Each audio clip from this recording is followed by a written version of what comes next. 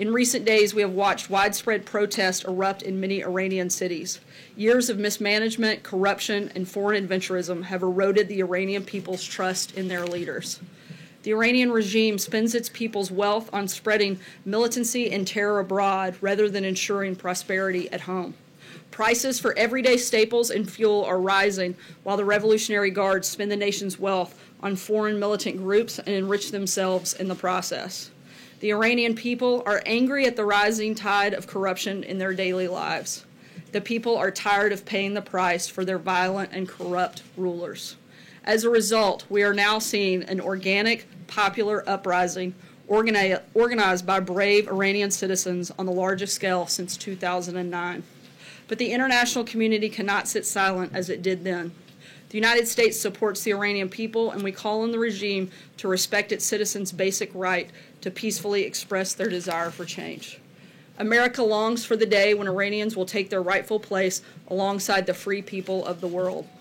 As the President said in October, we stand in total solidarity with the Iranian regime's longest-suffering victims, its own people. The citizens of Iran have paid a heavy price for the violence and extremism of their leaders, and the Iranian people long to reclaim their country's proud history, its culture, its civilization, and its cooperation with its neighbors.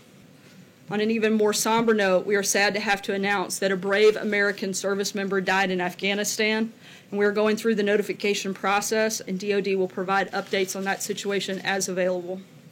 And our thoughts and prayers are with that individual's family and friends. We certainly keep our options open in terms of sanctions, in terms of signing a waiver later in January. The President hasn't made a final decision on that. He's going to keep all of his options on the table in that regard. Not necessarily. I mean, I think the President's been very clear what his position is in support of the Iranian people, and in terms of what decision he'll make on that waiver. He hasn't made a final one yet, but he's going to keep every option on the table with regard to that. The President outlined a new strategy for Afghanistan and South Asia earlier this past year in August, and at that time he laid out and said that Pakistan is not fulfilling its obligations. The President is simply following through on a commitment that he made, because this is a president who does what he says he's going to do. We know that Pakistan can do more to fight terrorism, and we want them to step up and do that.